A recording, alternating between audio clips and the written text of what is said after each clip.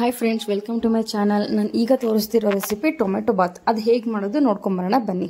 ನಾನಿಲ್ಲೊಂದು ಈರುಳ್ಳಿನ ಉದ್ದುದಕ್ಕೆ ಹೆಚ್ಚಿಟ್ಕೊಂಡಿದ್ದೀನಿ, ಒಂದು ಟೊಮೆಟೊನ ಉದ್ದುದಕ್ಕೆ ಹೆಚ್ಚಿಟ್ಕೊಂಡಿದ್ದೀನಿ, ಆಮೇಲೆ ಸ್ವಲ್ಪ ಶುಂಠಿ ಬೆಳ್ಳುಳ್ಳಿ, ಆಮೇಲೆ 1 ಸ್ಪೂನಷ್ಟು ಜೀರಿಗೆ, 1-2 ಹಸಿಮೆಣಸಿನ್ಕಾಯಿ ಟೇಸ್ಟಿಗಷ್ಟೇ ಇದು, ಆಮೇಲೆ ಸ್ವಲ್ಪ ಕರಿಬೇವು, ಪುದೀನ ಸೊಪ್ಪು, ಆಮೇಲೆ ಕೊತ್ತಂಬರಿ ಸೊಪ್ಪು,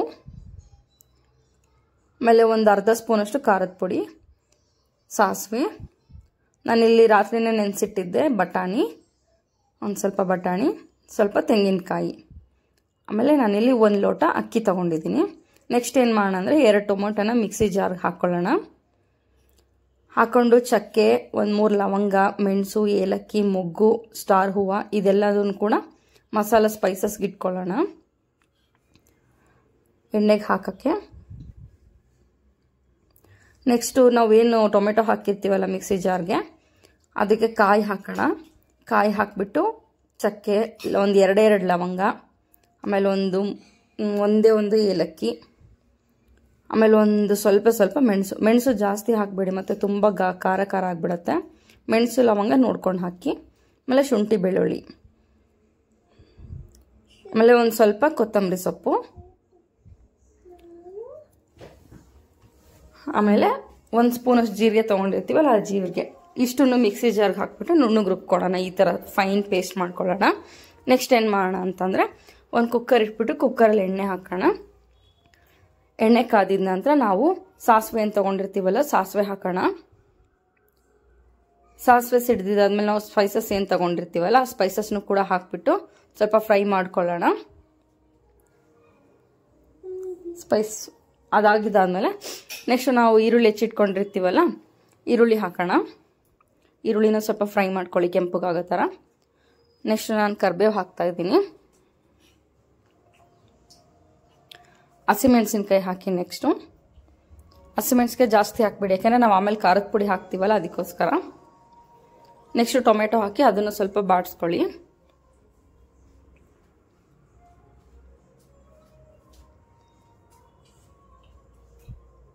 ಟೊಮೆಟೊ ಬಾಡಿದಾಗಿದ್ದಾದ್ಮೇಲೆ ನಾವು ಬಟಾಣಿ ಹಾಕೋಣ, ನೆನೆಸಿಟ್ಕೊಂಡಿರೋ ಬಟಾಣಿ ಹಾಕೋಣ.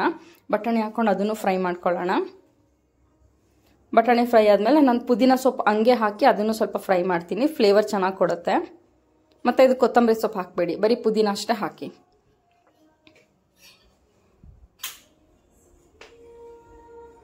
ಸೊ ನೆಕ್ಸ್ಟು ನಾವು ಇಲ್ಲಿ 1 ಸ್ಪೂನ್ ಧನಿಯಾ ಪುಡಿ, 1 ಸ್ಪೂನ್ ಗರಂ ಮಸಾಲ ಹಾಕಿಬಿಟ್ಟು ಅದನ್ನು ಸ್ವಲ್ಪ ಫ್ರೈ ಮಾಡ್ಕೊಳ್ಳೋಣ ನೀಟಾಗೆ.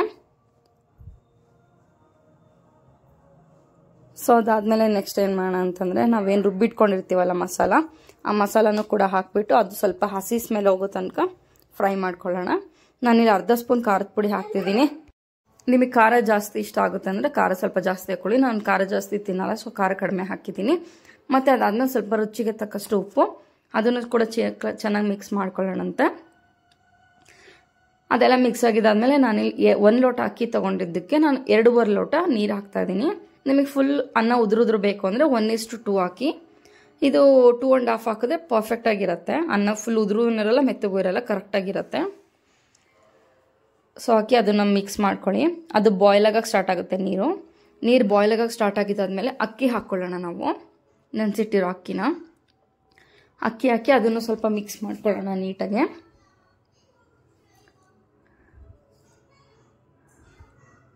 ನೋಡಿ ನೀಟಾಗಿ ಮಿಕ್ಸ್ ಆಗಿದೆ. ಮಿಕ್ಸ್ ಆಗಿದ ತಕ್ಷಣ ನಾವು ಕುಕ್ಕರ್ ವಿಷಲ್ ಮುಚ್ಚಿಬಿಡೋಣ. ಕುಕ್ಕರ್ ಲಿಡ್ ಮುಚ್ಚಿ 3 ವಿಷಲ್ ಕೂಗ್ಸೋಣಂತೆ. ತುಂಬ ಚೆನ್ನಾಗಿರುತ್ತೆ, ಬೇಗನೂ ಆಗುತ್ತೆ. ಟ್ರೈ ಮಾಡಿ ಮನೇಲಿ, ನಿಮ್ಗೆಲ್ಲರಿಗೂ ಇಷ್ಟ ಆಗುತ್ತೆ. ಮಸಾಲ ಸ್ಪೈಸಸ್ ಕೂಡ ಕಡಿಮೆ ಇರುತ್ತೆ. ನೋಡಿ tomato bath ready to eat. Spices ಜಾಸ್ತಿ ಹಾಕಬೇಡಿ, ಚೆನ್ನಾಗಿರಲ್ಲ. ನೋಡಿ ತುಂಬ ಚೆನ್ನಾಗಿರುತ್ತೆ, ಒಂದ್ಸಲ ಟ್ರೈ ಮಾಡಿ. Thank you so much. Please ನನ್ನ ಚಾನಲ್ ಸಬ್ಸ್ಕ್ರೈಬ್ ಮಾಡಿ, ನಿಮ್ಮ ಫ್ರೆಂಡ್ಸ್ಗೂ ಶೇರ್ ಮಾಡಿ, ಅವ್ರಿಗೂ ಸಬ್ಸ್ಕ್ರೈಬ್ ಮಾಡೋಕ್ಕೆ ಹೇಳಿ. Thank you so much.